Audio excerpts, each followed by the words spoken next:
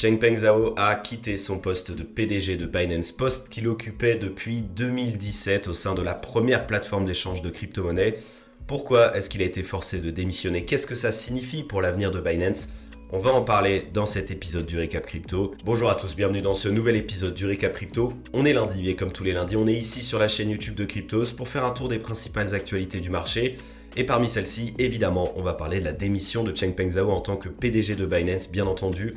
Mais on parlera également de la fiscalité de l'activité de staking de crypto en France qui menace les grands acteurs de l'industrie en France, évidemment. On parlera aussi d'un vote de gouvernance sur la blockchain Cosmos qui a entraîné un fork de la blockchain et une séparation de l'équipe qui dirigeait ce projet. On en parle dans cet épisode du Récap Crypto et je vous propose qu'on démarre tout de suite. C'est parti! Petite parenthèse avant d'aller plus loin dans cette vidéo, je voulais vous rappeler que l'offre Black Friday de Cryptos Research est toujours en place. Une réduction assez exceptionnelle à 16 € par mois au lieu de 50 € par mois et à 199 € par an au lieu de 600 € par an. Donc si ça vous intéresse, pas de code promo, vous avez juste à aller sur le lien en description et vous pouvez rejoindre dès maintenant des centaines de membres sur Cryptos Research. Bon, on va évidemment commencer en parlant de Binance et de Changpeng Zhao puisque c'est la plus grosse actualité de cette semaine et c'est certainement l'une des plus grosses actualités de l'année 2023. 7 ans après avoir démarré son aventure avec Binance, Changpeng Zhao quitte son poste de PDG et donc quitte la première plateforme d'échange de crypto-monnaies. C'est une affaire qui traînait depuis maintenant plusieurs mois, dont on a déjà beaucoup parlé sur Cryptos et qui a connu son dénouement la semaine dernière quand Changpeng Zhao a accepté de plaider coupable pour avoir enfreint de nombreuses règles et notamment les exigences en matière de lutte anti-blanchiment d'argent. C'était des poursuites qui avaient été initiées par le département du Trésor américain et par la Commodities Futures and Trading Commission, la CFTC aux États-Unis. Et donc la semaine dernière, un accord a été trouvé, comme je vous le disais, et Binance devra donc payer une amende de 4,3 milliards de dollars au département de la justice américaine et Changpeng Zhao devra donc quitter son poste de PDG, même si je le précise, il pourra conserver ses parts majoritaires au sein de l'entreprise. Et tout ça pour que Binance puisse continuer d'exercer son activité correctement aux États-Unis. Bon, revenons un petit peu sur ce qui est reproché concrètement à Binance et à Changpeng Zhao. Et tout ça, ça se passe entre 2017, date à laquelle la plateforme d'échange de crypto a été créée, et octobre 2022.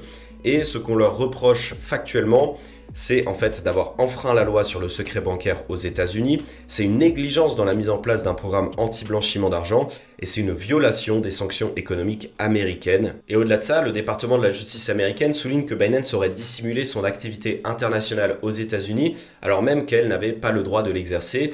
Et ça, malheureusement pour Changpeng Zhao, il en était conscient puisque en 2017, 23% des utilisateurs de Binance étaient résidents américains.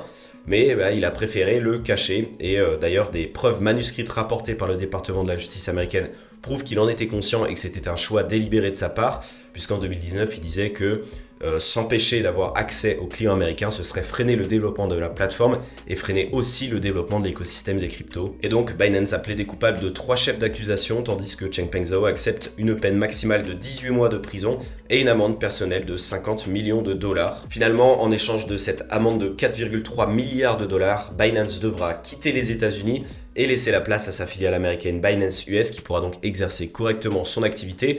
Même si, il faut le préciser, le département du Trésor américain aura un droit de regard durant 5 années sur toutes les activités de Binance. Bon, on enchaîne en parlant d'une autre actualité qui concerne cette fois-ci Cosmos et sa crypto-monnaie native Atom que vous connaissez très certainement. Eh bien, samedi dernier, une proposition de gouvernance a été faite à la communauté Cosmos, elle a été approuvée et elle vise à réduire de moitié l'inflation maximale de la crypto-monnaie native Atom. Et ça, c'est une actualité assez majeure pour l'écosystème Cosmos qui va changer beaucoup de choses et je vais vous expliquer pourquoi. Donc, juste avant cette proposition de gouvernance, le mécanisme prévoyait donc que les rendements de staking sur Cosmos étaient compris entre 7 et 20%. Et concrètement, lorsque moins de 2 tiers des atomes en circulation étaient stakés, on considérait que c'était pas assez. Pour attirer de nouveaux stakers, on augmentait tous les ans de 0,45% le rendement annualisé du staking. Et au moment où on se parlait, donc avant cette proposition de gouvernance, ce rendement était fixé à peu près 14%. Et donc la proposition de gouvernance, elle était très simple, c'était réduire cette limite maximale de 20% à seulement 10%. Et ça, pour beaucoup, c'était bénéfique pour le développement de la crypto-monnaie,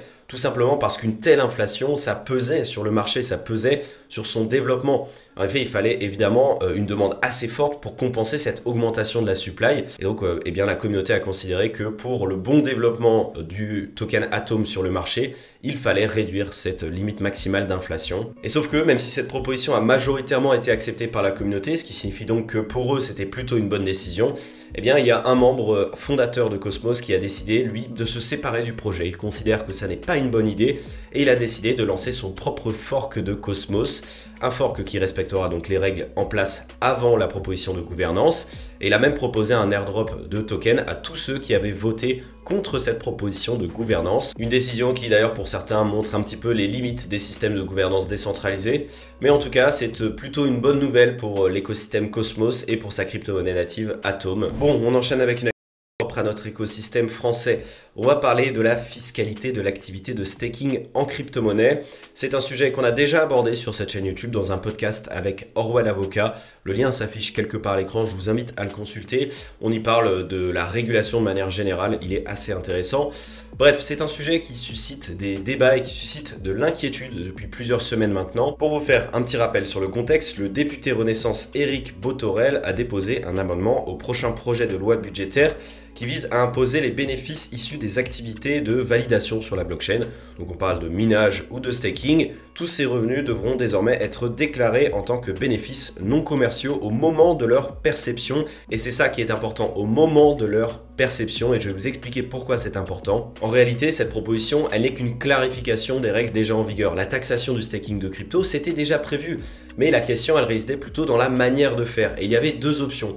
Soit on taxait au moment de la perception des cryptos, donc au moment où vous la receviez dans votre wallet, ou on taxait au moment de la cession, c'est-à-dire au moment où vous vendiez vos cryptos. Et ça, dans le monde des cryptos, c'est un vrai problème, notamment à cause de la volatilité. Si on vous taxe au moment de la perception, mais que l'actif fait moins 50% et vous vendez, on va vous taxer beaucoup plus que ce que vous avez réellement touché. Donc comme je le disais, ça c'est un vrai problème, un vrai point à éclaircir. Et donc cette proposition du député Éric Bothorel, c'est une bonne chose puisqu'elle permet de clarifier une zone d'ombre qui pourrait mener à des vrais soucis de déclaration. En revanche, c'est bien le choix de la méthode de taxation qui pose problème et qui soulève des inquiétudes à la fois pour les utilisateurs et pour les entreprises. Et donc l'ADAN, qui est l'Association pour le développement des actifs numériques en France, a proposé 3 correctifs à cet amendement qui lui permettront d'éviter d'être beaucoup trop problématique pour certains acteurs de l'industrie. Le premier, c'est un report des moins-values sur l'année suivante, puisqu'il y en a avec la volatilité dans l'industrie des cryptos. C'est également une dissociation entre les différents utilisateurs qui participent au staking, donc entre les validateurs et les délégateurs, et surtout revoir la manière dont on valorise en fait vos récompenses en crypto-monnaie lorsque vous participez à une activité de staking. Je m'explique concrètement pour certains utilisateurs, vous l'avez peut-être constaté par vous-même, lorsque vous participez au staking sur des blockchains, vous pouvez être payé par exemple toutes les minutes. Et ça devient complètement impossible à déclarer aux impôts. Et donc l'ADAN suggère un calcul trimestriel basé sur le cours moyen des crypto-monnaies qui sont perçues, ce qui est une solution beaucoup plus acceptable pour à la fois les utilisateurs et aussi les principaux acteurs de notre industrie qui sont spécialisés dans le staking. Évidemment sur Cryptos, on continuera de vous informer sur les évolutions de cet amendement et pour savoir également si ces correctifs proposés par l'ADAN ont été entendus ou non. Allez, on va parler un petit peu de finances décentralisées. Vous allez voir, on va peut-être revenir sur le terme décentralisé tout à l'heure. En tout cas, l'actualité de cette semaine dans ce domaine, c'est que le protocole JustLend, qui est un protocole de prêt et d'emprunt, a dépassé AAV en termes de valeur totale verrouillée, en termes de TVL, ce qui lui a permis donc de devenir le premier protocole de prêt et d'emprunt, toute blockchain confondue. En effet, JustLend comptabilise désormais quasiment 6 milliards de dollars de TVL, soit 11 millions de plus que AAV. Et ça, on fait quand même le 3e protocole de DeFi, tout domaine confondu, derrière Lido et MakerDAO. Mais voilà, est-ce que ces données sont vraiment représentatives? On s'est posé la question avec Cryptos, on a mené l'enquête, et on s'est rendu compte que c'est pas vraiment le cas, vous allez le voir. Bon, si on regarde un petit peu du côté de la blockchain Tron, on se rend compte que 72% de la TVL est représentée uniquement par JustLend. C'est évidemment énorme. Ensuite, quand on parle de Tron, on parle bien entendu de son fondateur Justin Sun, et on le sait, c'est une whale qui est investie dans la majorité des projets qu'il a lancés. Et si on regarde le stablecoin USDD, qui est en fait un stablecoin algorithmique qui est propulsé par JustLend, eh bien 34% de la capitalisation de ce stablecoin est détenue uniquement par Justin Sun. Et si on analyse cette même adresse qui appartient à Justin Sun, on peut constater qu'elle détient plus de 150 millions d'USDD supplémentaires qui sont justement déposés sur JustLend. Sur cette unique adresse, donc, Justin Sun réunit 55% de la capitalisation de son propre stablecoin et environ 77% des USDD qui sont déposés sur JustLend. Donc quand je vous avais dit que décentralisation n'était peut-être pas le meilleur terme, maintenant vous avez compris. Justin Sun, à lui seul, centralise la majorité de la TVL sur ses propres protocoles et sur sa propre blockchain. Et donc cette statistique de JustLend qui devient le premier protocole de prêt et emprunt sur la DeFi, elle n'est pas forcément très représentative. Voilà, c'est la fin de cet épisode du Récap Crypto. On a fait le tour tour des principales actualités. Il fallait évidemment qu'on consacre pas mal de temps sur Changpeng Zhao et Binance puisque c'est l'une des plus grosses actualités de cette année. J'espère que cet épisode vous aura plu. Je vous rappelle que vous avez encore quelques heures pour bénéficier de l'offre Black Friday sur Cryptos Research. Tout est sur le lien dans la description. Il n'y a pas de code promo, donc n'hésitez pas à aller jeter un petit coup d'œil. Moi, je vous souhaite de passer une excellente semaine et je vous dis à très vite sur Cryptost.